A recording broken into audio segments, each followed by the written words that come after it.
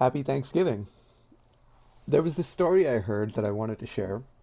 It's a business story about a young man who wanted to start his own cookie shop, but he wasn't sure how to compete with the other places that were already selling cookies.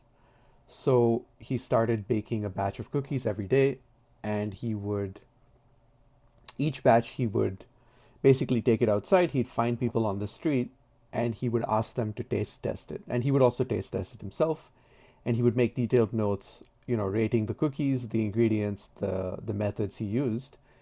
And he actually did this for a year straight, every single day. So he had 365 batches of cookies. And by the end of the year, he basically had figured out the recipe he wanted to follow. And then he decided to open his cookie shop and to actually quit his job and so on. And what's interesting about this method is because he had been sort of open sourcing his cookies for a year, he actually had a long list of people who were already interested in his cookies. And they formed the line, that went around the block for his shop. And he already had done the hard work of testing, so he knew that it was a good product.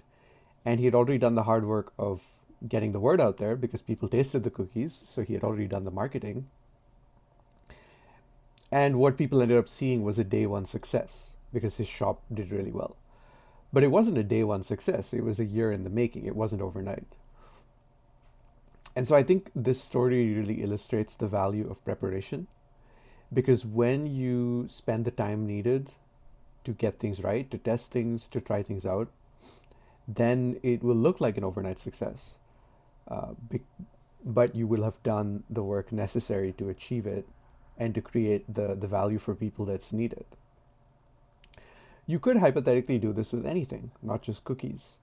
The idea was that he put in a lot of upfront work at his own cost and he didn't earn any revenue from it. But it was all worth it a year later when he actually opened. In a similar sense, how could you apply this to other businesses? It's worth thinking about.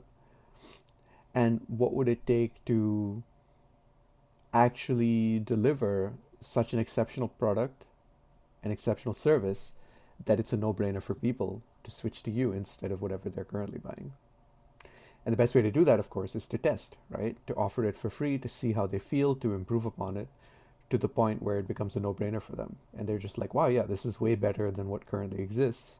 Of course, I would buy it.